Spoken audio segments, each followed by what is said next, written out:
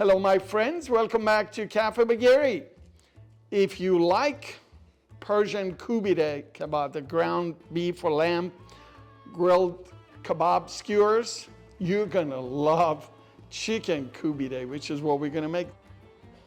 Stick around, let's make some Chicken Koobideh Kabob together. Like any Koobideh Kabob project, for this Chicken Koobideh, we also start by shredding our onions. The onions are shredded and then you squeeze as much of the liquid from them as possible.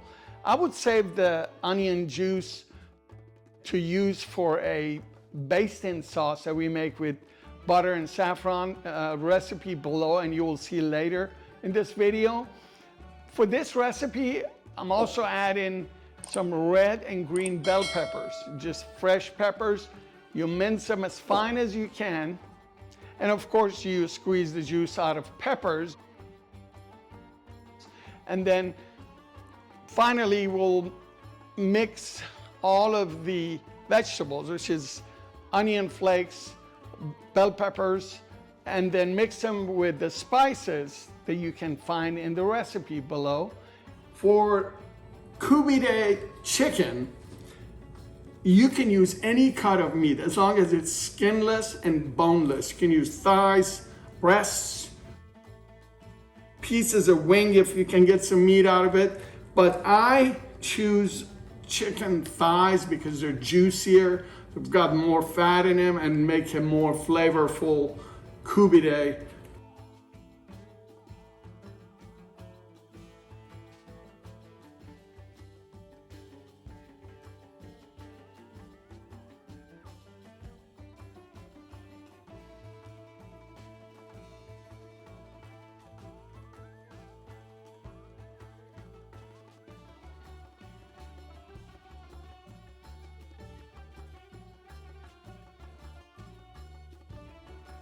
Before we start grinding our meat, we're going to work on the fat that needs to go in the Koobideh meat.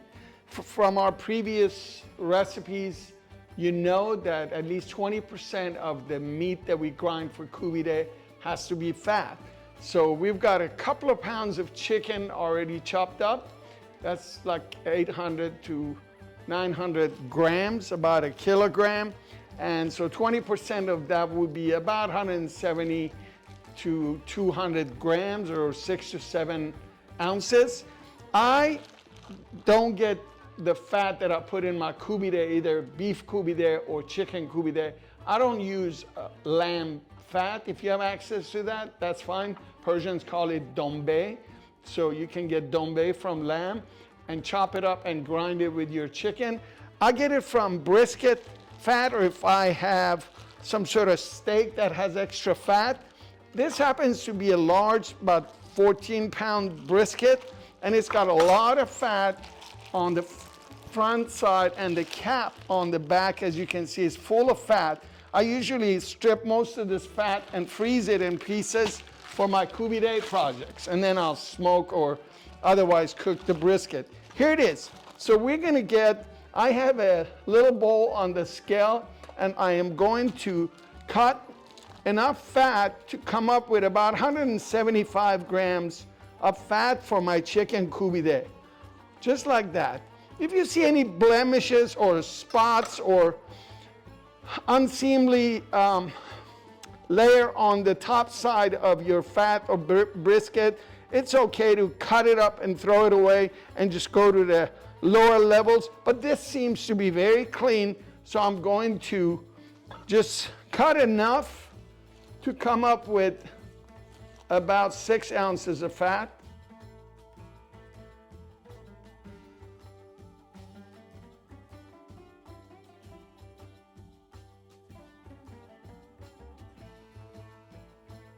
There you go. That's 175, 176 grams of fat, and that's all we need.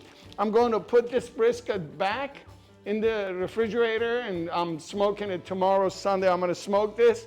We're going to chop up this fat and go to the grinding part of this project and just chop it in small pieces, about 1/2 inch in size, and you're good to go.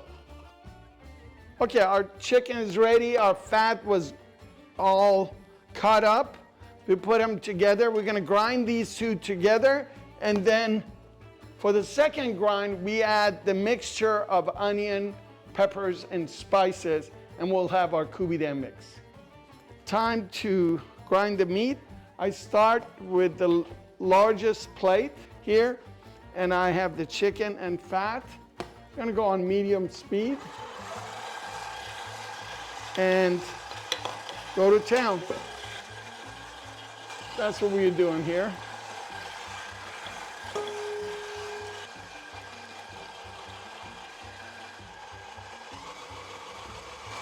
Okay, now it's time to change the plate. We go to the next size. Now we're going to put together the onion and the spice mix, peppers with the meat.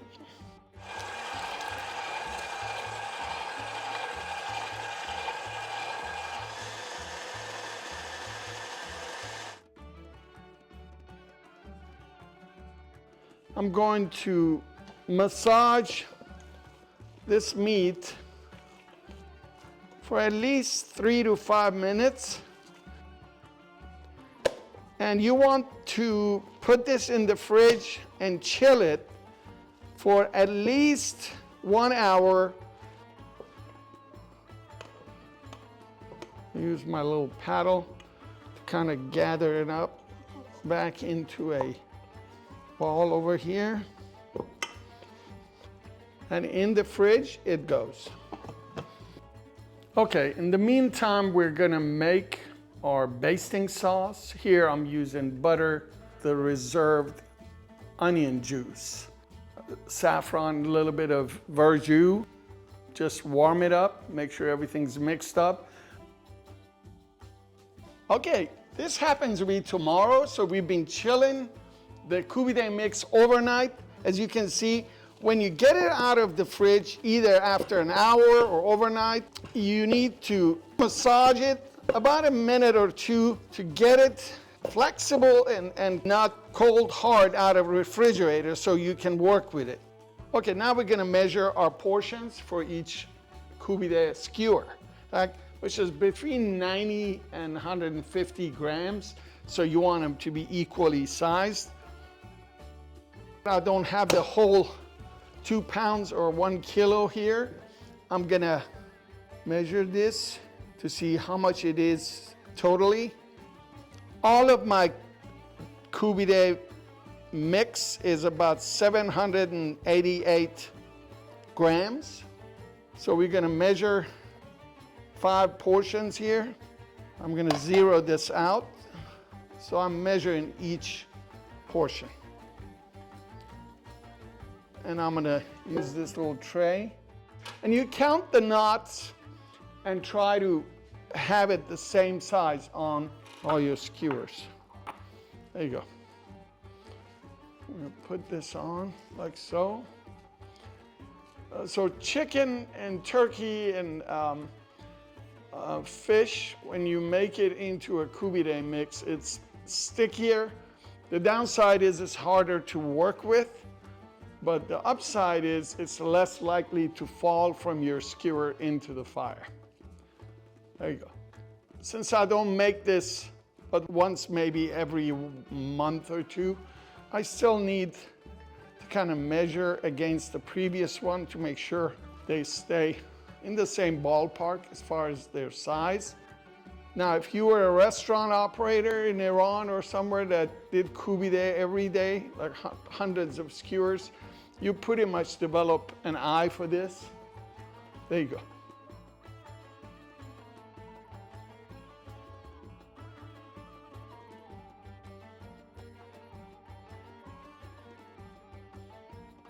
All right, look at this. So we have 4 tomatoes that we're gonna grill whole this time. I usually cut them in half, but we're gonna try them whole and go to town with them. Now I have an Anaheim pepper, comes from California.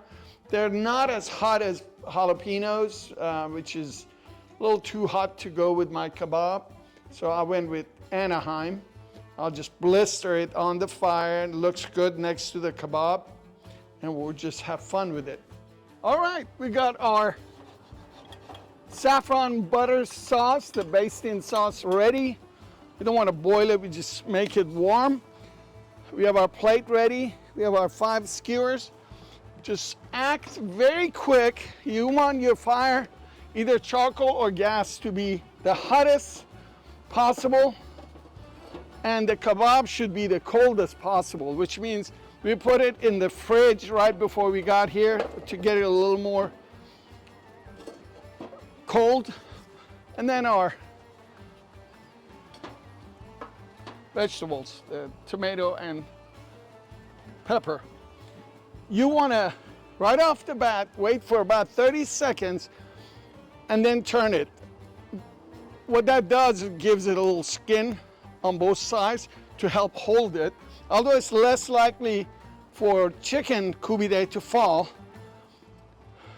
this is a standard operating procedure for all Koobideh.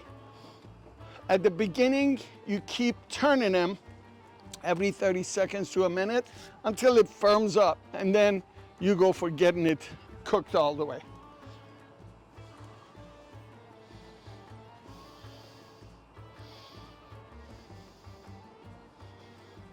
One more turn. You see it's already starting to, see the edges are changing color. What that means is we've got a little skin protecting the kebab, not letting it fall. So what I did with this one, you see there's some metal in between those knots. This style of skewer in Koobideh creates what's called a logmeh.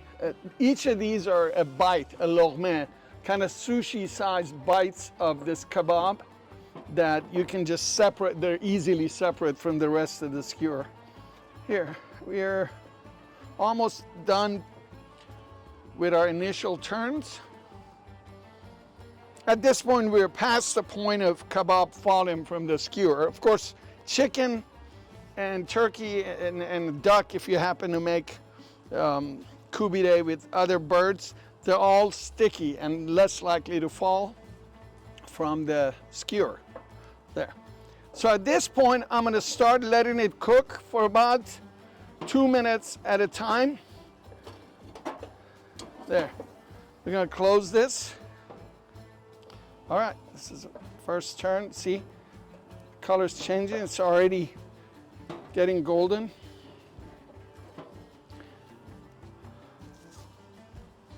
By the way, there's a little bit of saffron in the meat mixture. I failed to include it in the video when I was making it, but we do have saffron and butter here that we're gonna apply, and that helps the color. Saffron goes at the end because the taste and aroma needs to stay, and with the airflow, it seems to dissipate a little bit. So you want to put it on at the very last. This basting sauce can be whatever you like. I have a recipe for a basting sauce that I put some acid, some lemon juice, lime juice, or verjus, sour grape juice, and other spices. You could put just lime juice, butter, and saffron. There are literally hundreds of different recipes for that. Right now, I'm applying it to my tomatoes and pepper because I wanted to hold some salt in a minute that I'm gonna be applying. See, the tomatoes are starting to cook. They're looking pretty.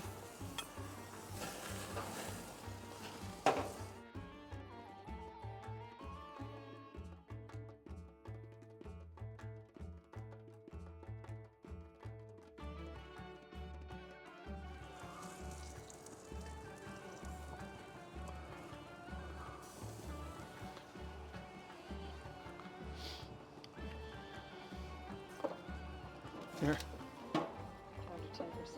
Here. So we're going to close it again.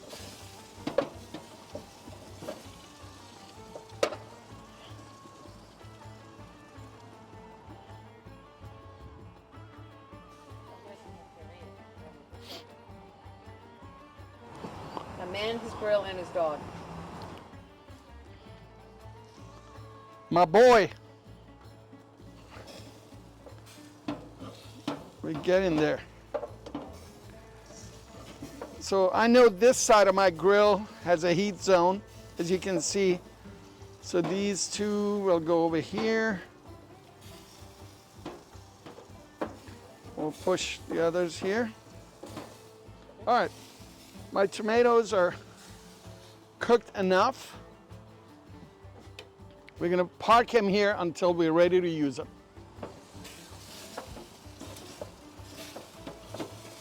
All right, we are close to being done here. We're gonna put some saffron butter basting sauce on these. Just to give it a shot of butter and saffron aroma, and the color will improve some.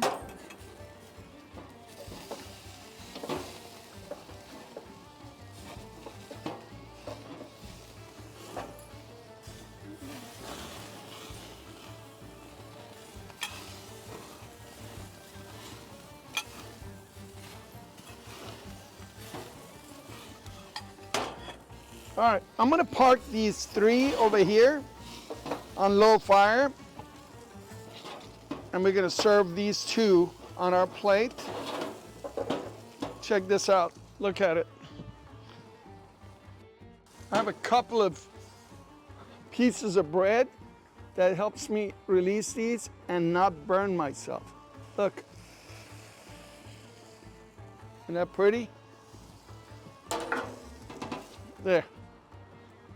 So you release that, and then that's your chicken Koobideh.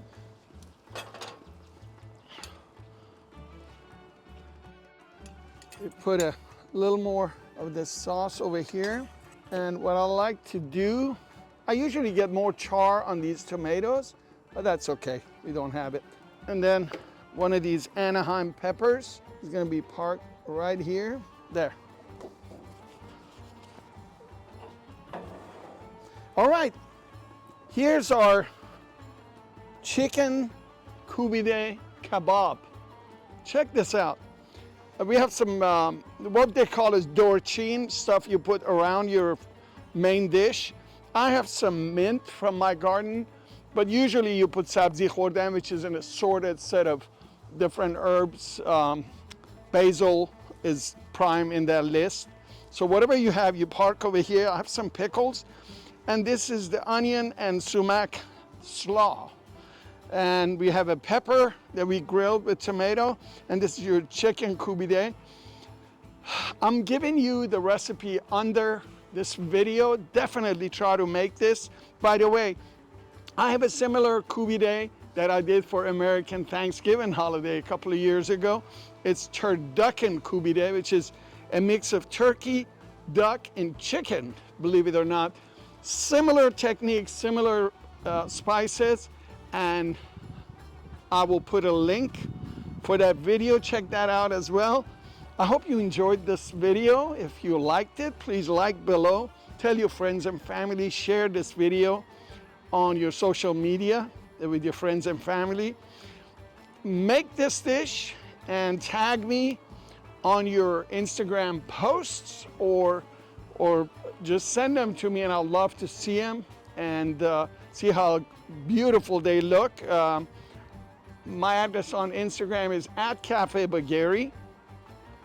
Thanks again for subscribing to this channel. If you have not, this is a perfect opportunity, and hit that little bell button so that we can keep in touch. Whenever there's delicious stuff happening around here, you're gonna get a notification.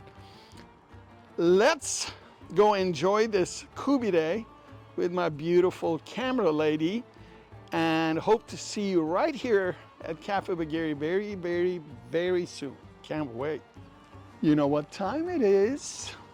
Time to try some chicken Koobideh. See, this is what I was talking about. One of these segments called a lormeh, or a bite. Would you like some? Would you like some? No.